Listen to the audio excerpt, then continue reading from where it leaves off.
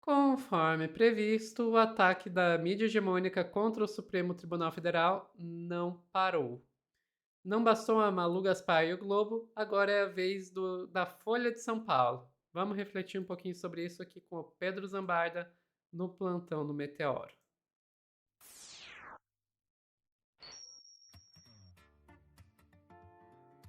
Ah, Vamos Sofia. lá, Pedro, eles não cansam. Não cansam e eu não canso de pegar no pé da Malu Gaspar, né? Vou abrir aqui esse corte com o vídeo da Malu dando um resumo da última reportagem dela sobre os influenciadores, porque ela deixa escapar nessa fala, e depois eu vou para a notícia em si, que essa reportagem dela não era com fontes em off. Descobriu hoje, a partir de conversas com um vereador, um influencer do PL, que denunciou isso nas redes sociais e me passou todos os documentos, mas outros influenciadores com os quais eu venho conversando hoje, que foram procurados por agências digitais oferecendo dinheiro para que todos esses influenciadores, todos com mais de 1 milhão de seguidores, fizessem nas redes uma campanha contra o Banco Central e contra o TCU, e a favor do discurso do TCU, colocando a atividade do Banco Central sob suspeita, tratando a liquidação como precipitada e ressaltando a decisão do TCU como sendo uma decisão muito importante, que ia revelar segredos do Banco Central. Ou seja, foram contratadas pessoas, eu tive acesso aos contratos de confidencialidade, pessoas falando em on, não é declaração em off, são Pessoas falando em on, não declarações em off. Eu só trouxe isso daqui só por causa desse pedaço do short. Por quê, Sofia? O novo ataque ao ministro. E eu falei, lembra? Eu falei no nosso grupo, falei aqui no ar também. Eu falei, gente, o alvo não é só o Alexandre de Moraes. Eles vão mirar no Toffoli. E essa reportagem, Sofia, da Folha, não tem off também. Tem documento, inclusive. Mas o Kiko escreveu um texto lá no DCM que consegue explicar qual que é o problema dessa matéria. Vamos lá. STF no alvo. Depois de Moraes com o Master, a Folha tenta ligar Toffoli a um caso que não investiga. Sofia, vai ser assim o arroz e feijão desse ano? Empresa tal que tem alguma ligação com o filho do Lula para tentar enfiar o Lula no escândalo do INSS, sabe? Isso vai rolar, cara. Vai rolar e já tá rolando com o Toffoli. Vamos ver a manchete aqui. A manchete não, o título da Folha de São Paulo. Empresas de irmão e primo de Toffoli tiveram como sócio fundo ligado a suspeitas no caso Master. E eu vou trazer a matéria original, tá? Não vou trazer só a reflexão do Kiko. Outro lado, ministros e parentes não comentam conexões, gestora e banco não se manifestam, fundo que investiu em empresas de familiares do ministro era administrado por gestora investigada e foi cotista em teia de fundos na mira do Banco Central. Teia de conexões, gente, pode indicar algum ilícito? Pode indicar algum ilícito, mas começa a virar uma maluquice, Sofia, porque assim, você pode eventualmente, vamos supor, Sofia, você quer ser uma investidora de renda fixa. Tem vários bancos que vendem fundos múltiplos, que você não sabe a origem de todos esses fundos. Eles podem ter relação com o PCC. E você não sabe. E o fato de você ter botado grana ali não significa que você tem ligação com crime organizado. Mas ó a sacanagem da Folha. Matéria da Folha sobre uma suposta denúncia contra Toffoli não se sustenta com uma apuração consistente. É uma reedição agora com documentos da nota de Malu Gaspar sobre Alexandre de Moraes e o Master. O alvo é o mesmo, o STF. Texto aposta em associações forçadas, linguagem sugestiva e omissões relevantes para criar uma suspeita onde o próprio jornal admite que não existe investigação. O eixo da reportagem é uma ligação artificial. De acordo com o jornal, duas empresas ligadas a parentes do ministro Dias Toffoli do STF tiveram como sócio um fundo de investimento conectado à teia usada pelo Banco Master em fraudes investigadas por autoridades, de acordo com documentos e dados oficiais analisados pela Folha. Mesmo afirmando que o tal fundo Arlim não é alvo de investigação de apuração, a matéria tenta aproximá-lo de Daniel Vorcaro por meio de uma cadeia indireta de investimentos. O critério é tão amplo que, se levado a sério, tornaria qualquer investidor conectado a qualquer escândalo financeiro apenas por ter aplicações em fundos com participações cruzadas. E aí tem trechos da Folha aqui com porque o foco é esse Arlim Fundos de Investimentos. O fundo Arlim em si não é alvo de investigação, admite a própria Folha. O Arlim e todos os demais fundos da Teia, segundo a Folha de São Paulo, tem como administradora a REAG, que administra também fundos ligados a Vorcaro e é investigado na Operação Carbono Oculto por suspeita de lavar dinheiro para o PCC, primeiro comando da capital. A expressão Teia de Investimentos revela o truque, o termo não existe tecnicamente no mercado financeiro. Sofia, se eu quero dizer que o irmão e o parente do Toffoli têm alguma relação com o crime, eu não vou dizer que eles investiram no fundo. Eu vou dizer que eles foram sócios de um fundo, eu vou dizer que eles conheceram alguém do PCC. Eu não vou pegar eles por serem ex-sócios. Esse é o pato manco da Folha. E o duro, não tá sendo só a Folha de São Paulo que tá fazendo isso, tá, gente? Tá todo mundo em cima dessa história. Não descreve regularidade, nem mecanismo específico. É uma escolha retórica. Sei lá, será que foi insider trading? Insider trading, pra quem não sabe, é informação privilegiada. Isso é crime. Nem isso eles insinuam. A questão é que os caras tinham grana lá e que os fundos estavam metidos com o negócio do PCC. Só que não tem prova que eles estavam cientes a respeito disso. Tô falando da reportagem, da matéria. Uma matéria com documentos. Que eles dizem que analisaram. É uma escolha retórica para sugerir algo nebuloso. O nome correto é investimento cruzado entre fundos, prática comum, legal e usada justamente para diversificação de risco. Diversificação de risco é o seguinte, você perde num determinado fundo e ganha em outro, aí você reduz a perda no mercado financeiro. A troca de termos não é inocente, serve para criar suspeita. Há também uma confusão deliberada de responsabilidade. As empresas citadas pertencem a um irmão e a um primo do ministro e não a ele. Do ponto de vista jurídico, isso basta para afastar qualquer imputação direta. A matéria ignora essa distinção e aposta na proximidade familiar como elemento insinuante, sem apontar qualquer ato, decisão ou benefício atribuível ao ministro. Outro problema grave é a falta de informações essenciais.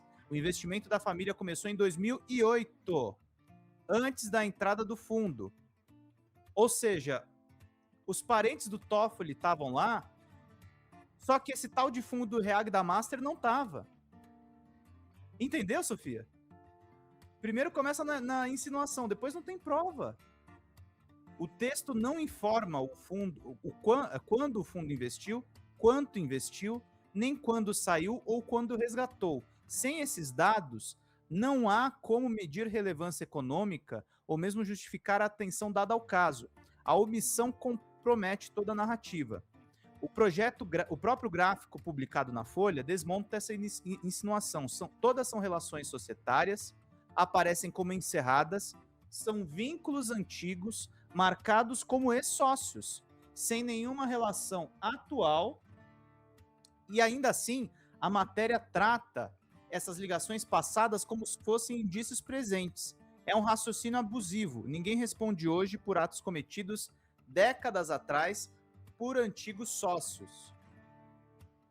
É isso aqui, ó. O infográfico joga. Eles não são sócios atualmente, eles são ex-sócios.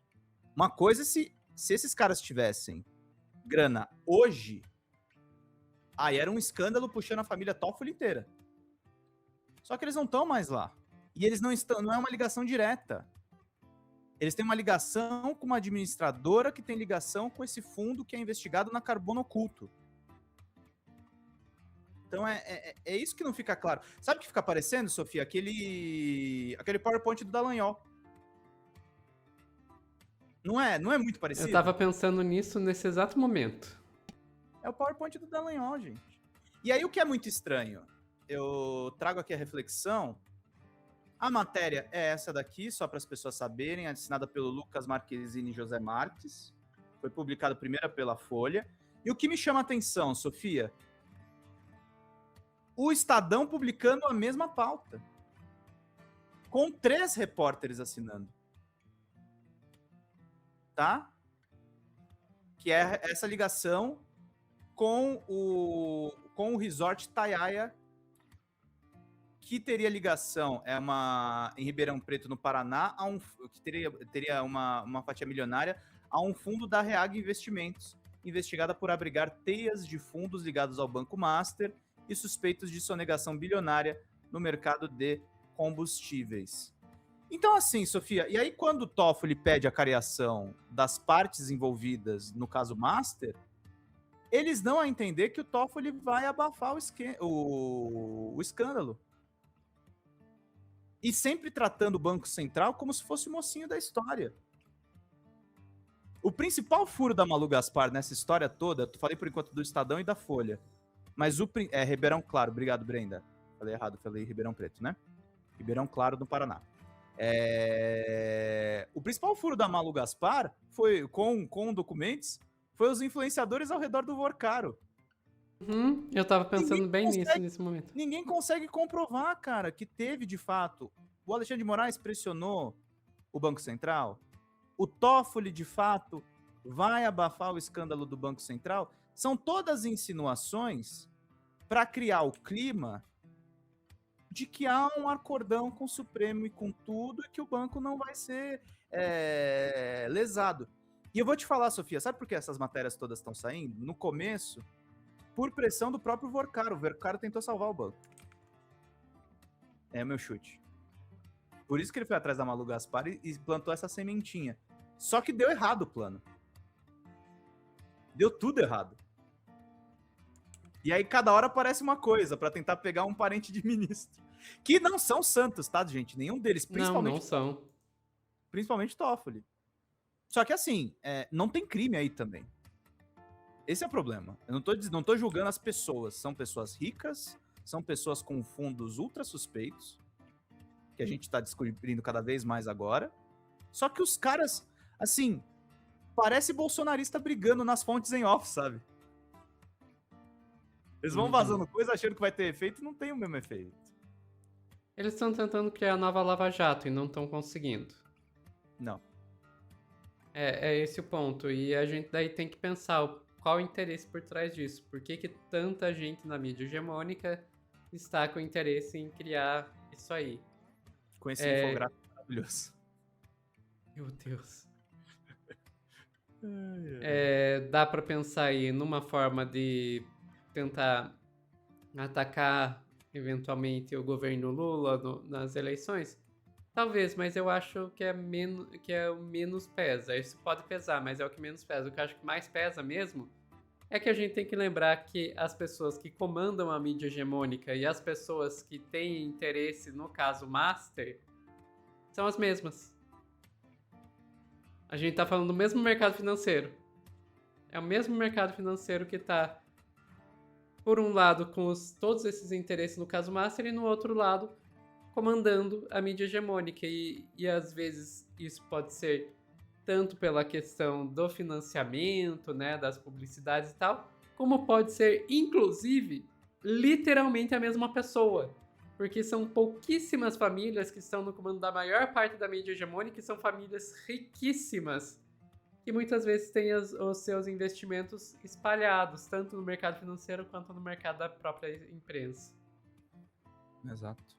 Inclusive, pouquíssimas pessoas da mídia e pouquíssimas pessoas desses bancos. Tem mais banco, inclusive, na jogada, tá, gente? Eu não engulo aquela história que o André Esteves falou pro Reinaldo, que ele não tem interesse nenhum nessa história. Não, tanto tem mais banco envolvido nesse esquema, como também tem banco com interesse aí no FGV, né? No Fundo Garantidor, que vai pro buraco. São Sim. os bancos que colocam dinheiro lá e vai tudo pro buraco por causa dessa sacanagem aí do Master. Exato. O Insanidade fala aqui no chat, né? E será que a Malu recebeu? Eu quero acreditar que a Malu Gaspar, e assim como os repórteres da Folha do Estadão, são pessoas íntegras e publicaram isso porque enxergaram nisso um escândalo. Só que esse é o problema. Não tem escândalo. E fica aquela coisa no ar, Sofia. Eu volto a dizer, eu acho que essas pessoas são honestas. Mas provavelmente eles usaram jornalistas. A e gente aí, volta. A galera aí se mexer. A gente volta à mesma situação que a gente estava falando da Gabriela Prioli. Não necessariamente foi paga para fazer isso e tal. Mas é que assim, gente, esse corte vai ficar imenso, mas azar, vamos lá. uma coisa que a gente tem que pensar quando se fala em pagar a mídia para algo, existem casos diretos, como esse que a gente está vendo ali do Banco Master, que inclusive envolvendo influenciadores, mas também envolvendo o grupo Léo Dias, que é um grupo de jornalismo e tal. Existe, mas muitas vezes é feito de maneira bem mais sutil isso. Você não tem diretamente o grupo pagando o jornalista. O que você tem muitas vezes é o grupo comprando publicidade dentro do veículo, então está financiando a imprensa. Inclusive, quando a gente está falando de grandes grupos com grandes interesses políticos, às vezes eles pagam a publicidade mais para ter alguma influência sobre o veículo de mídia do que pelo próprio efeito da publicidade. Isso é bem comum. E daí, o que acontece dentro desses veículos? Você também tem diretamente o chefe lá da reportagem dizendo para o repórter: não fale sobre isso, ou fale sobre isso. Não, porque isso pega muito mal, você ter uma influência tão direta. Normalmente o que acontece é que você vai selecionando. As pessoas que estão naturalmente mais alinhadas vão ficando, enquanto as pessoas que estão desalinhadas com a posição do veículo vão saindo. E daí chega num momento que essa coisa chega num ponto que você já tem todos os repórteres super alinhados com a chefia e a chefia super alinhada com os financiadores sem você precisar ter esse pagamento direto. Acaba sendo um resultado natural da maneira com que funciona. O que torna tudo ainda mais problemático, porque você sequer tem o rastro do dinheiro para seguir e mostrar que aquilo lá tá falando daquele jeito porque tem dinheiro envolvido.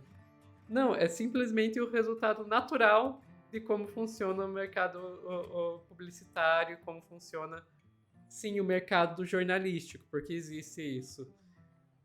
Enfim. Ficamos por aqui, Pedro? Ficamos. Muitos jornalistas simpáticos ao neoliberalismo, e isso aconteceu a rodo na Operação Lava Jato. Ficamos por aqui, pessoal. E quem está assistindo ao vivo, não sai daí que a gente já volta com mais notícias.